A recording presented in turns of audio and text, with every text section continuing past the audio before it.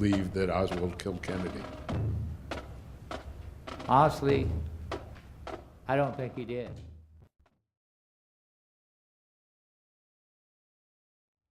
Before that fateful day of November the 22nd, 1963, very few people knew who Lee Harvey Oswald was. But before that day was over, his name was broadcast probably worldwide. The first time I met Lee was in front of my supervisor's office, William Shelley, and we referred to him as Bill.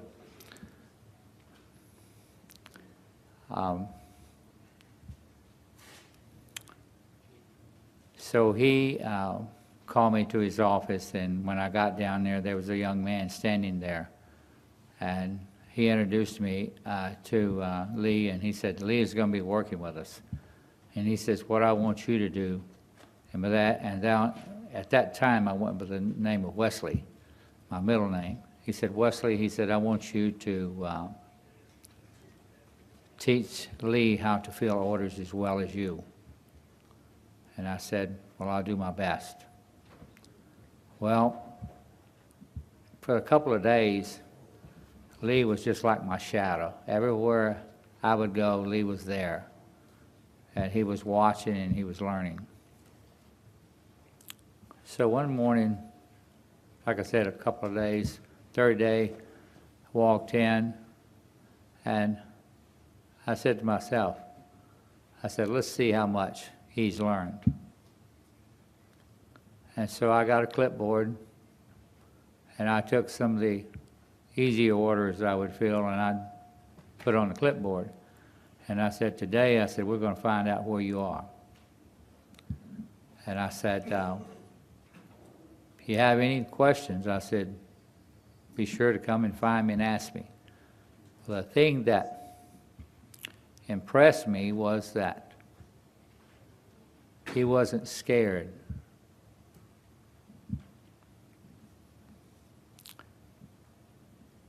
He took the clipboard and he says, fine, I'll see what I can do. And Lee was a very quick learner. And I enjoyed that. I guess that's the teacher in me. Over the years, I've had the opportunity to teach people in different types of employment. Lee was a great worker, always on time, always looking for something to do. And I always told him, I said, if you finish the orders on your clipboard, you come find me, and I'll get some more for you. Well, if you think, probably in your own life, if you work with someone, how many people have that attitude, that kind of energy? I guess, as I look back over the time, I think I was very fortunate.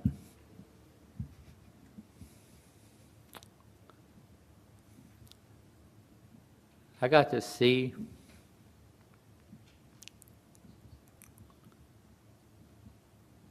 a side of Lee Oswald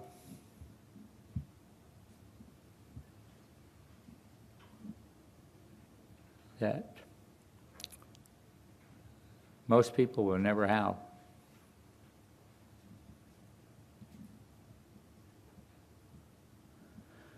When you read about him, all you hear is terrible things.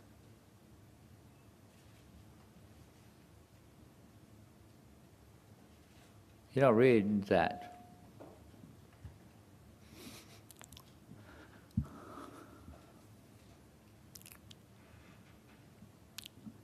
That Lee was very good with children.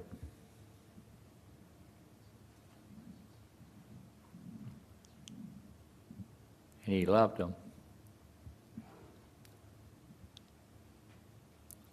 And you say, well, how do you know that?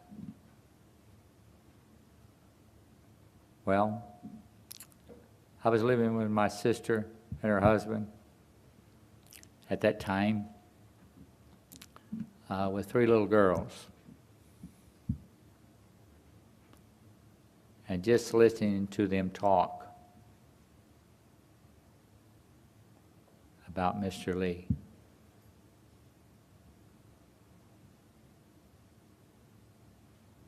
The games he would play around a big oak tree. And by the way, if you ever have the opportunity to come to the Dallas-Fort Worth area,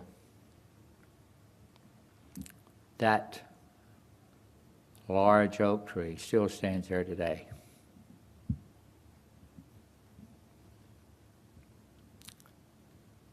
It stands before a house that was once owned by Ruth Payne. I'm sure a lot of you have heard that name, Ruth Payne. She was the lady that Marina was living with in Irving, Texas. And by the way, it was down the block from where my sister and brother-in-law and their home was. There's only about a half a block on the same side of the street. And a lot of the children in the neighborhood, that was a place they would congregate in the afternoon, especially on Friday afternoon, because that's the day Lee would ride home with me. And by the way, how did that start? Well, when Lee first started there, I found out from talking with him that his wife lived in Irving, Texas. And I said, that's interesting, because I said, that's where I live currently. And he told me the address of where his wife was living, and I said, well, that's right down the street from where I lived. I said, would you like a ride out to Irving? And at that time, I didn't know that he was living in a rooming house in Dallas on Beckley, and his wife was living with Ruth Payne. I heard my sister talk about a woman that was living with Ruth Payne that had a child, and she was pregnant with a second child. But as things progressed and I worked with Lee, I found out that that was Lee's wife. So very quickly, he and I came to agreement. He asked me, he says, would it be all right if I ride home with you? I said, sure, you can ride home any day, anytime you want to go. I said, I have to go out there every day. He said, well, you see, it's only going to be on the weekend. And I said, weekend? He said, yes, on Friday afternoon. And he would ride home with me on Friday afternoon and then ride back with me on Monday morning. Well, being a young boy, and I realized he was away from his family, I didn't want to take any of his time away from his family.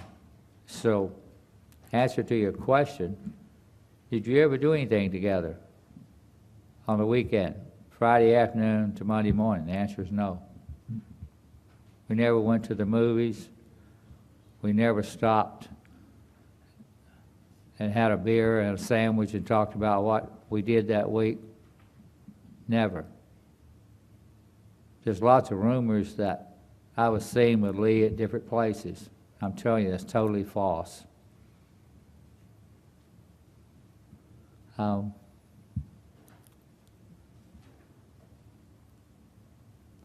As I said, Lee was an excellent worker and a good person. And I once said the other day, matter of fact, just a little over a week ago, I was talking to a couple, and I told them, I said, Lee Oswald was a nice guy. He was always polite to me. He was very good with the children in the neighborhood, which were 3 of my little nieces were those children. And if you'd ask Lee a question, he'd always answer you. He's very polite and answer you. But Lee wasn't the type of person that would just come up to you and initiate a conversation. He wasn't a big talker. But the thing I did notice about him, when he did speak, he impressed me by the words that he would use in a sentence. And Lee only worked there at the Texas School Book Depository a short time. But in that short time, I told him, he asked me about some of the guys that worked there. And I told him, I said, well, you need to go in the break room, which you probably read and heard of as they call the domino room, where the guys would play cards, play dominoes, and eat their lunch. Well, I did eat in there a couple of times. It was too noisy for me. So I always put my lunch down in the basement where it was nice and cool year-round. And on my lunch break, a lot of times I would go down and sit on a pallet of books. And sometime during the day, if I had been filling an order and I filled an order for a book, and I looked at it, I liked it, well, I'd take a copy of that book and I would sit down on my lunch break and I would read just by myself. It was very soothing and relaxing, because while we were working, it was fast-paced. And getting back to what I said that Lee was, I thought, quite smart, was that back in those days, we didn't have the technology we have today.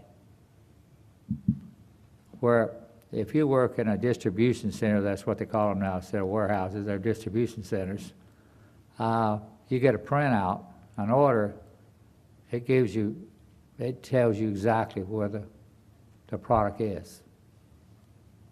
Back in those days, was just the beginning of the computer era. We got the printout.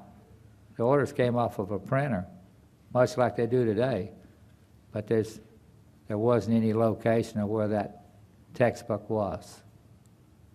So therefore, you had to be a fast learner, and you had to remember things, because you couldn't afford having someone take you around and show you where everything was. And Lee did a fantastic job in that. Like I said earlier, not to be repetitious, he learned very quickly. And it was a pleasure to teach him and work with him because he was such a good worker.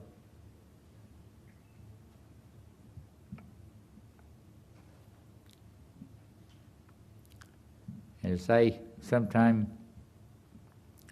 go back to that time, because I'm a time traveler.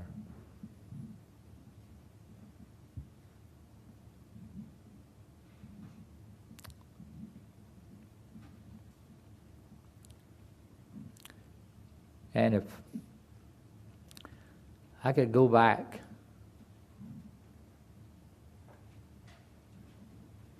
and change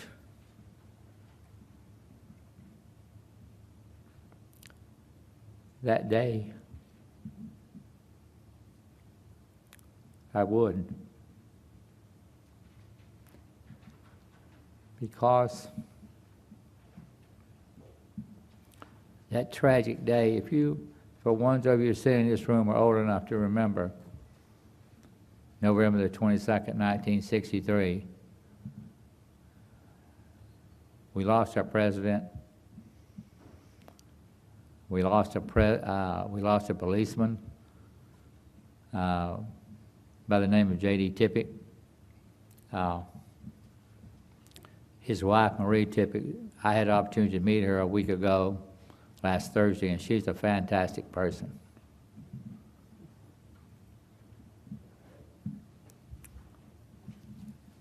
A wonderful personality.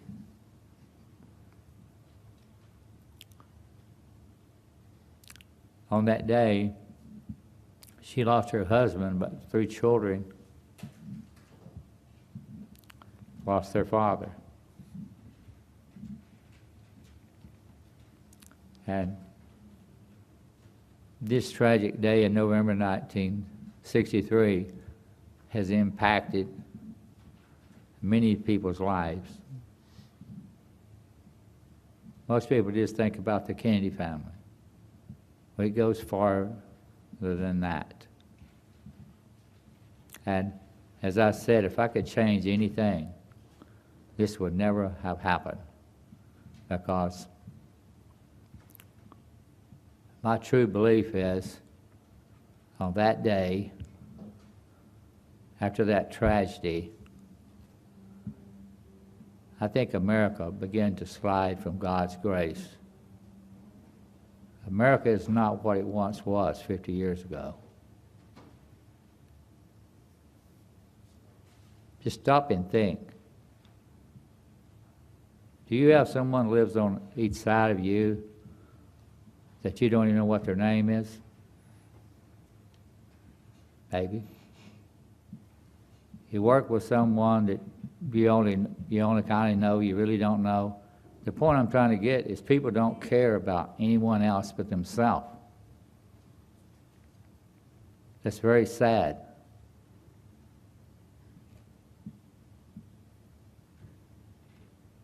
Where is America going? The way we're going now is not good. But there's enough of us alive that we can teach our grandchildren and that, hey, it has to stop somewhere. America can once be great again. And you know, talking about this, John Kennedy said in one of his speeches, he said, ask not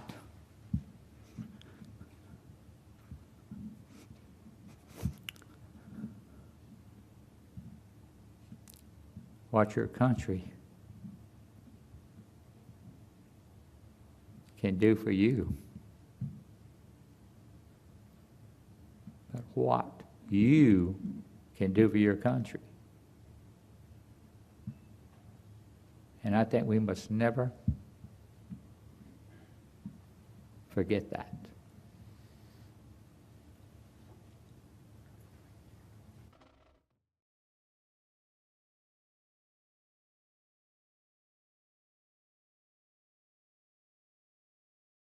My position about the agency is they didn't cooperate with us. They affirmatively made an effort not to cooperate with us, and therefore everything that they told us is a lie. And all the statements in the report about cooperation is just false.